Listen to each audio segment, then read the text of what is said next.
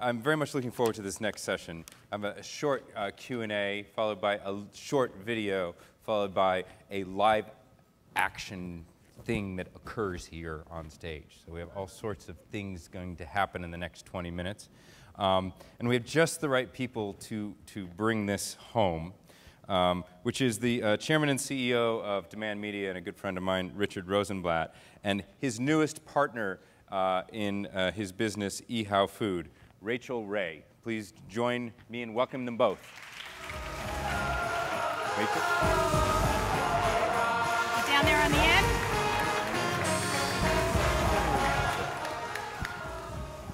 So, I can ask, why are you here? Because I owed you a favor, John. I don't even want to get into why you owe me a favor. Okay, we'll keep it between us. So tell us what you're doing. Tell us what you're up to. You want to go first? You want me to? Please. John's talked to me lots of times. Well, we met and we both talk a lot. In fact, I've never met someone with the same initials who's capable of talking as much and as fast as I do, but that's this guy. Well, thank you. And I was really looking to expand, for the sake of our brand and all of the elements within it, our footprint in digital. And you know, there are sort of two schools of thought. There are people that believe that if you put a lot of content out on the web that's too similar to the product that they're getting on the television or in print media, that one will cannibalize the other. I think the exact opposite. I think that the more people see your product or your brand and become aware of it, the better, and that in turn drives new people back in and a new life force into every part of that brand. So it was a very natural fit for us to be a part of the eHow Food channel because it allowed us in literally one moment to blow up what we were trying to do on our rachaelray.com site and just bring it to life in a much bigger, brighter way with very big, very devoted partners. And I like Tyra very much, I like Lance, and I like the idea that eHow wanted to put a personality, a way for people to have a more personal relationship with a huge file of content. So I was thrilled that that Demand felt that our brand was the right thinking and the right partner for such an enormous opportunity. And it allows me to, well, personally it allows me to give people a very private view of my own life and relationship to food and to entertaining, sort of a behind the scenes that wouldn't be appropriate content for a daytime show or for what we do at the magazine necessarily, or what we do at Scripps and Food Network and Cooking Channel. But it also allows me to broaden the amount of content within our brand by bringing in people that I respect, that I go to for advice and how-tos in real life. And so we can not only offer people great ideas for food, but now for cocktails or for wine pairings or for how to set the table or decorate for an event. So we can really broaden beyond my limited skill set what we can offer to the people that are interested in our brand. All of the people that I bring to the food channel here, they're all very, very different, but they definitely have our core beliefs in common.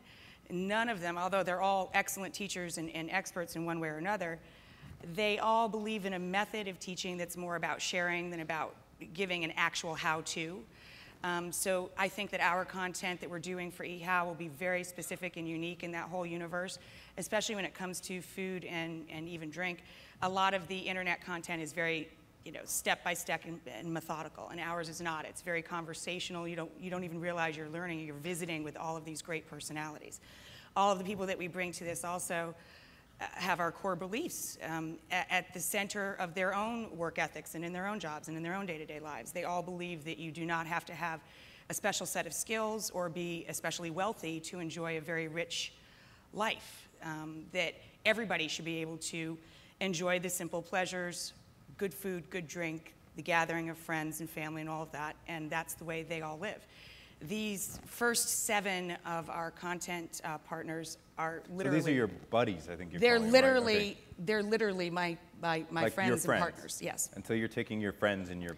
Literally sharing them, thanks to our partnership, with anyone and everyone on the planet. You know, they can find them through eHow, And I think that that is a huge opportunity for us as a brand to bring all sorts of a new and much, much larger community to the brand. If they like what they find on eHow, well, that association may bring them as a new person to our products, to our print media, to anything we do on television. So it's a very, I mean, it's a huge, almost mind-boggling opportunity for us as a brand, and I think it's a really big, exciting opportunity. Right, John, and like you and I have been talking about since Web 2.0 4 years ago, right? The whole idea behind demand media, which I don't think everyone was so clear about, was if you listen to the consumer and only create content the consumer wants, you can therefore build not only a very large audience, right? Our audience is over 100 million people a month, but a very specific audience. Mm-hmm. So we know, for instance, in eHow Food, there's 5 million people a month visiting eHow Food, right? And we know that they like margaritas more than they like martinis. We know that they rather bake a chicken than fry a chicken, right? We know all different types of things about them that allows us to bring on an incredible partner like Rachael and satisfy that need. So are you sharing that data with Rachael and her buddies, and then are you coming back with content? And plus, you also see it instantaneously in that in you know the blog atmosphere where people are literally commenting on what they're digesting. Excuse the pun. You know, they are literally as they giving push you away feedback. from the table and they tweet. Well, Typically, you know, yes. and Typically I have to what tell they're you, digesting. I've always considered myself a waitress, and it's the way I run my whole business. The viewers are my boss. The readers are my boss. The people that take the time to write in or come out to a book signing and comment, they are telling always me, they dictate constantly the content that I choose to put on any of the television programs or what will fill the magazine.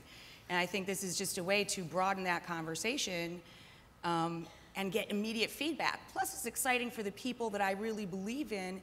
I can get an immediate feedback on the content that they're generating, and they can hone and tweak what they're doing while they're building their own brands within our brand, you know? So one of the things that, I mean, this sounds great, but I have to ask the question, which is that demand is understood to be a company that actually listens to search signals in particular and creates content on those signals. And this is, as I understand it, a blending of both that plus branded content. So that the kind of elephant in the room, and I tend to bring out the gun and try to shoot it, is, well, it's actually a panda. And, well, I have to bring it up. I have a reputation to uphold, which is, you know, Demand was one of many companies that got kind of, you know, isolated by Google recently for having content that supposedly was too well tuned to Google's rules, right? Is a partnership like this one that can help change that, or is it independent of that? Right, no, so a couple comments. And you know this. We never made our content for search. It happens to be that the search signals were the most prevalent because 70% of people use Google. When we started the company 5 years ago, there was no Facebook for any real, I mean, obviously there was a very small, there was no Twitter, there were no apps, right? So people found stuff direct, which is where we get a lot of our traffic, and they found it through search. So we use those signals. But if you listen to our last conference call, which I know you did, our mobile traffic grew 900% year over year. Our Facebook traffic grew 200%. In fact, our search traffic's our slowest growing compared to all the other types of traffic. So, you know, when Google changes its algorithms, it affects everybody. And we talked about the effect on us, you know, was an effect. But we have 100 million unique visitors and we're growing again. So, you know, I think there was a much bigger deal made of it externally. Right. And Google wasn't making a referendum on us. They were just changing the way in which they do their algorithms. Right. So what I think Rachael does, and our plan going forward with video and social media, shows that we have acquired the largest, year-over-year, fastest growing audience of intenders. We know exactly what they intend. So when I was talking to Rachael about it, instead of her going to a major website where you're hoping it's a 22-year-old female that may have a child and could have an interest in cooking, she knows by the tens of thousands or hundreds of thousands of articles all about cooking that are very specific, that if someone wants to slice an avocado, they have interest in making guacamole. And she no longer has to make that kind of guess. So Rachael, was this one of the reasons, I mean, I imagine with your reputation and your brand, you could have cut a deal with almost anyone you wanted to. You know, I'm a person who very much goes with, you know, my gut, and I liked the vibe. You know, we simply clicked we work well together. We think well together. I think we bring out the best in each other. And I like the people who he's associated himself with. So I thought it was a thrilling opportunity for us. Really good, like a perfect fit. Right, and you ask why we picked Rachael, you might ask, right? She does not have a peer from a personality and expertise, but what she also has is she listens to the consumers. If you watch her show, her whole background, it's not about making what she thinks people might like, just like we don't create content people might like from this ivory tower. We both create the food and the content that the consumer specifically is asking for, and we interact very carefully with those consumers. Also, yes, I mean, yes and no. I take that feedback and then you put it through the filter of your brand or your style of cooking or your methodology.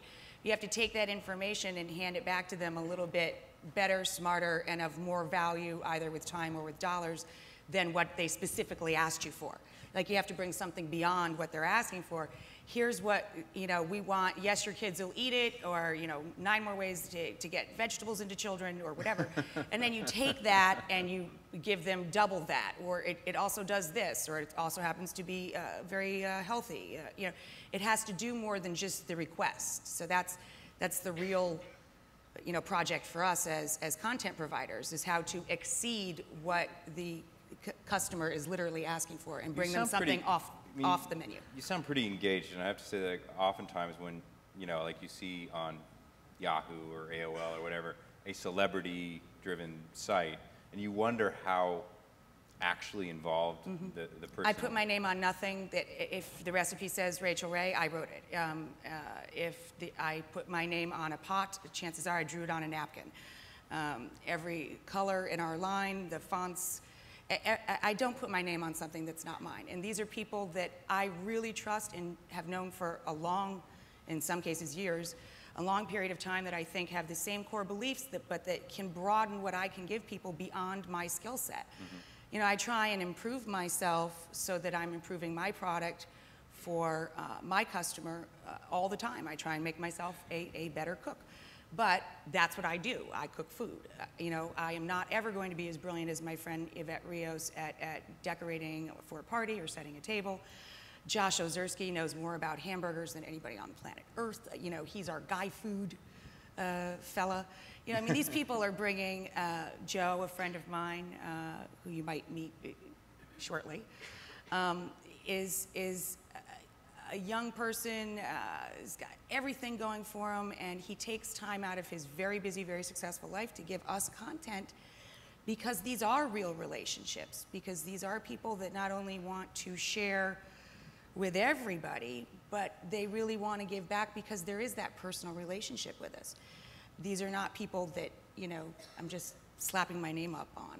What I was about to say, John, and this is what I was saying before, was there's 2 types of celebrities, at least that I've seen from my experience. The type that just endorse, and you just put their name on the website, and you see that all over the web, right? And then there's the type that are experts, but also provide content, right? Rachael brought 7 buddies, and that's going to grow to dozens of buddies that are producing content for eHow, right? That is going to be content to interact directly with our audience, and that's very different. So, I think there's a whole new wave of thought behind content, that you've got celebrities but an expert.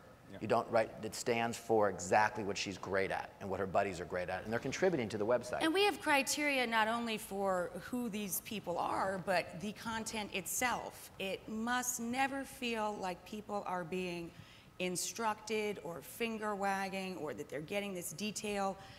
I want our eHow content to be so fun and conversational. I really want the food channel for eHow to feel like visiting with friends, because that's what's great about food. It brings people together, it draws them near, it connects. So all of the content has to have that vibe to it. Even if I met somebody who I thought was fantastic at content, if they were a very methodical or very specific person, I wouldn't invite them to be a content partner, because that doesn't fit the criteria that I've promised for this. All right, now we have a couple of things we want to do, but if any of you have questions, now's the time for Rachael or for Richard, because otherwise we have a short video we want to show, which is to distract us while something happens on stage. But now that you're telling them that, they're going to watch what's happening on stage. That's like a magic trick saying, don't watch over here. Well, I was never quite the magician. Clearly. Clearly. Clearly, John. All right. All right, well, anyways, let's roll the video.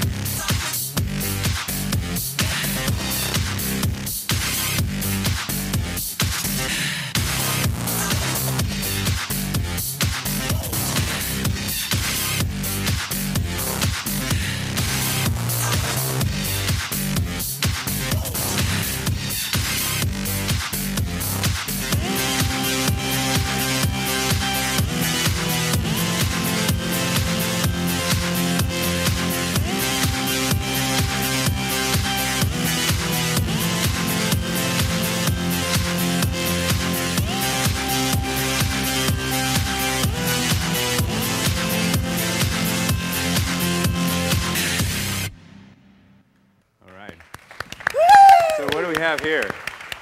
So This is what I want to know. Here we have This the looks interesting fixins to me. from my good friend Joe Campanelli. Come on out. Welcome, now, Joe. Joe, if you're a New Yorker, you may have eaten at one of Joe's places, Della Anima, L'Artusi, maybe. Amphora. Yeah. One more. Amphora is the wine bar. Oh yeah, the little tiny one. Little It's one. no bigger than a minute. It's so cozy and sweet. Anyway, Joe and I became great friends because I went into Della Anima because I had read a blurb about it. And he was so personal, and I loved that he really went around and talked to every person in the room. He made their wine and beverage choices for them. He knew every single thing about the menu. But I loved how much he really worked everyone in the room as if they were part of his own family. And, you know, I am a bit of a chatter, so we got started chatting. And I complimented Joe on having a very reasonably priced wine list, that there were some really unusual offerings and they were all at great prices. So every time I went in there, he'd knock my socks off. And so we became friends, and we asked him if he would be our resident mixologist. So today, you have invented a cocktail for us. This is an example of the kind of great quality content that involves alcohol that you will find on our eHow vertical. On eHow Food, that is, right? eHow Food. Great.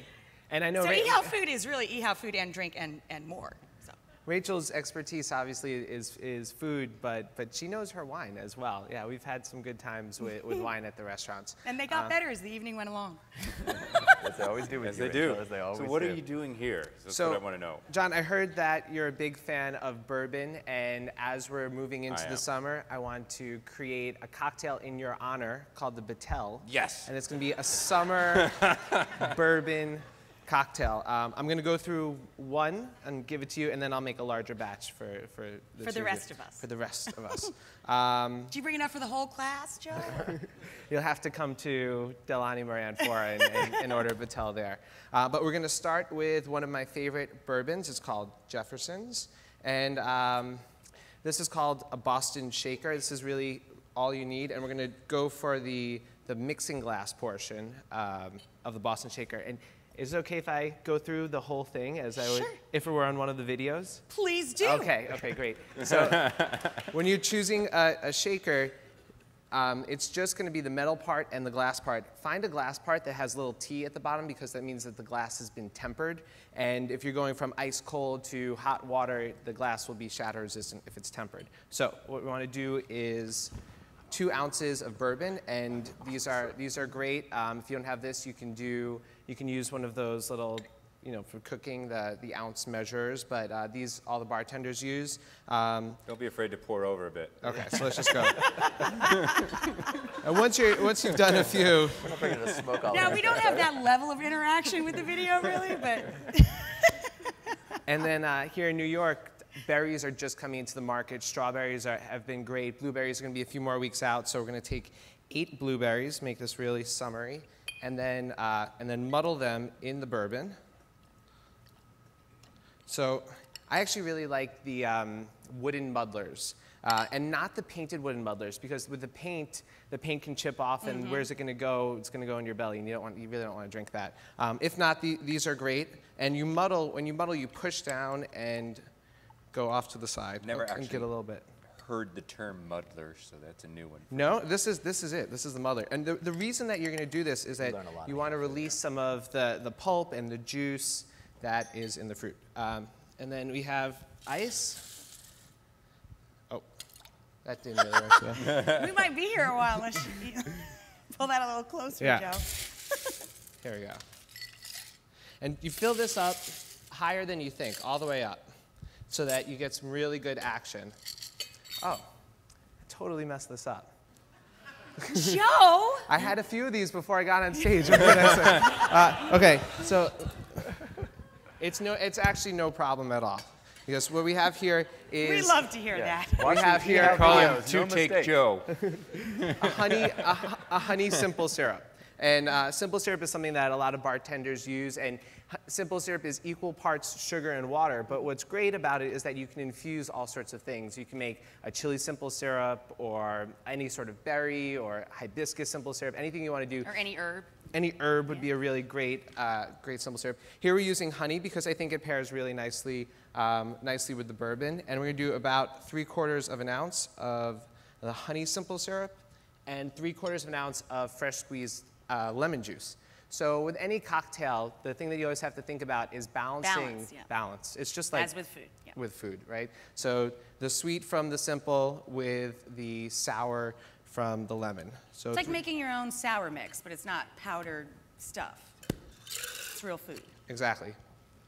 Exactly. It's so much better to use the fresh. Absolutely, yeah. Even at the restaurant, we squeeze fresh every single day. And then you just go over, and this is really easy. Just pour it in and hit it really hard. And I find this part fun. I mean, just And sexy. And it's sexy. My husband's a Tom Cruise in mixologist. cocktail. He looks so good when he does that shaky shake.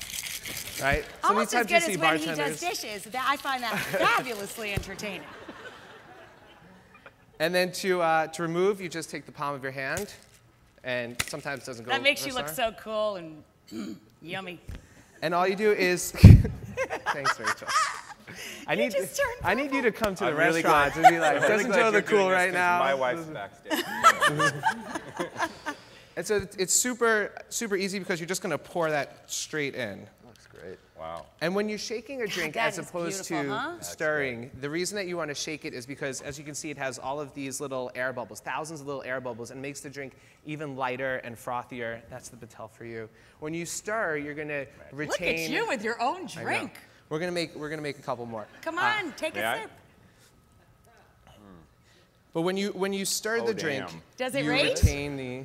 That is Did you really, hear that? really You got good. an oh damn, Joe, Oh, right out of the damn. chute. Damn. That is a good drink, by the way. Everyone gets one upstairs at the Facebook.